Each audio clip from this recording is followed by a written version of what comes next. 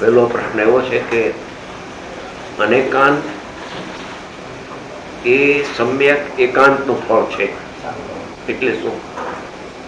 પ્રશ્ન અનેકાંત જે છે એ સમ્યક એકાંતનું ફળ છે. અનેકાંત એટલે શું અને સમ્યક એકાંત એટલે શું? અનેકાંત એટલે આત્મા અનંત ધર્મ આત્મક છે. અનંત ધર્મ જેમાં સમાયેલા છે, અનંત ગુણો છે, એમાં અનંતી પર્યાયો છે અને અનંત અપેક્ષિત નિત્ય અનિત્ય આદિ ધર્મો પણ છે.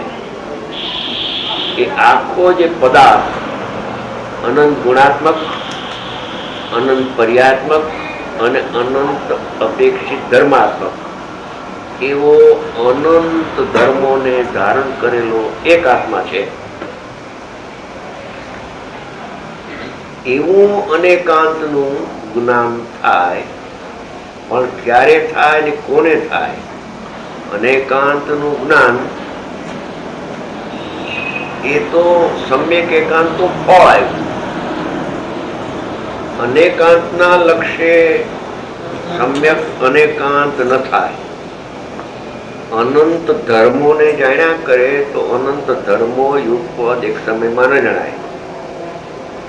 પણ શ્રીમદજીએ કહ્યું છે અનેકાંતિક જ્ઞાન પણ સમ્યક એકાંત એવા નિજપદની પ્રાપ્તિ સિવાય અન્ય હેતુકારી નથી. કેમ કે વસ્તુ સામાન્ય વિશેષાત્મક છે, વસ્તુ દ્રવ્યપર્યાય સ્વરૂપ છે. એ આખો આત્મા પ્રમાણમાં પ્રમેય જે થાય એ અનેકાંત છે. પણ પ્રમાણ જ્ઞાનમાં પ્રમેય ક્યારે થાય કે શુદ્ધ નહીંથી કેવળ શુદ્ધ એક આત્માને જાણે ત્યારે. એક શુદ્ધ આત્મા જ જ્ઞાયક ઉપાધિ છે, એ સમ્યક એકાંત છે. આ ધ્રુવ પરમાત્મા જ હું છું, વર્તમાન નાયક જ હું છું. પર્યાયમાં મારા પણ નથી, પર્યાય મારી નથી, પર્યાય મારાથી ભિન્ન છે, એનો હું કરતા નથી. ખરેખર એના લક્ષ્યપૂર્વક તેનું સમ્યક જ્ઞાન પણ થતું નથી, માટે એને જાણવાનું લક્ષ્ય પણ છોડું છું અને ત્રિકાળી સામાન્ય શુદ્ધાત્માને જાણું છું. અને જ્યારે એ શુદ્ધાત્મા એક જણાય સમ્યક એકાંત, અને એકને જાણતા અનંત જણાઈ જાય, એ સમ્યક એકાંતનું ફળ અનેકાંત પ્રમાણ. નય પૂર્વક પ્રમાણ થાય છે. નય એટલે નયનો વિષય એક છે ને પ્રમાણનો વિષય અનંત છે. નયનો એટલે શુદ્ધ નયનો વિષય એક છે, જે ઉપાધિ શુદ્ધાત્મા એ સામાન્ય ચિહ્ન માત્ર મૂર્તિ તે જ હું છું. હું પરમાત્મા છું, હું વર્તમાનમાં પરમાત્મા છું. કે પરમાત્મા થઈ ગયા, પરમાત્મા છું પછી પરમાત્મા થવાનો પ્રશ્ન રહેતો નથી.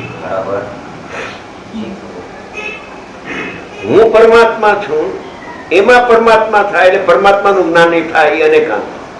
હું પરમાત્મા છું એ એકાંત, સમ્યક એકાંત, અને એ પરમાત્મા થઈ જાય એટલે અનંત ગુણ અનંત ધર્મ એક સમયમાં જણાય. નિર્વિકલ્પ ધ્યાનના કાળમાં એને સમ્યક એકાંતનું અનેકાંત તો ફળ છે. સમ્યક એકાંત એટલે એકનું અવલંબન લેતા એકને જાણતા અનંત જણાઈ જાય, અને અનંતને જાણતા અનંત પણ સમ્યક પ્રકારે ન જણાય ને એક પણ ન જણાય, બધું ખોટું. એક કેવળ શુદ્ધ આત્માને અંતર્મુખ થઈને જાણતા એવું એક અતિન્દ્રિય જ્ઞાન પ્રગટ થાય છે. શુદ્ધ જ્ઞાન, ભાવ શુદ્ધ જ્ઞાન, કે જે પોતામાં ઉત્પાદય ધ્રુવ દ્રવ્ય ગુણ પર્યાય સામાન્ય વિશેષ બધાને એ જ્ઞાન જાણી લે. નય જ્ઞાનનો વિષય એક છે અને પ્રમાણનો વિષય અનંત છે. નય એક એક ધર્મને જાણે છે, પ્રમાણ અનંત ધર્મને જાણે છે. એટલે એકને જાણતા અનંત જણાય જાય કે સમ્યક એકાંતનું ફળ અનેકાંત છે. એ પેલા પ્રશ્નનો ઉત્તર. સોનાને જાણતા સોનાના ઘાટ જણાય, સોનું સમ્યક એકાંત છે. સોનાની કિંમત કરે એ ઘાટને જાણે પણ ઘાટની કિંમત ન રહીએ કેમ કે ઘાટ નાથવાન છે. ઘાટ જણાય ખરા પણ ઘાટની વેલ્યુ કઈ નહીં. એની શ્રદ્ધામાં સોનાની વેલ્યુ છે બસ. એમ એક શુદ્ધાત્માની કિંમત છે. ગુણ સ્થાન માર્ગના સ્થાન કેવળ જ્ઞાન થાય ભલે થાય, પરિણામ ભલે થાય. એ પરિણામને જ્ઞાન જાણે ખરું પણ પરિણામમાં અહમબુદ્ધિ ન કરે. પણ એકને જાણ્યા પછી પરિણામને જાણે તો સમ્યક કહેવાય. માટે પ્રથમ એકને જાણો તો અનંત જણાઈ જશે. સમ્યક એકાંત એનું ફળ અનેકાંત પ્રમાણ છે.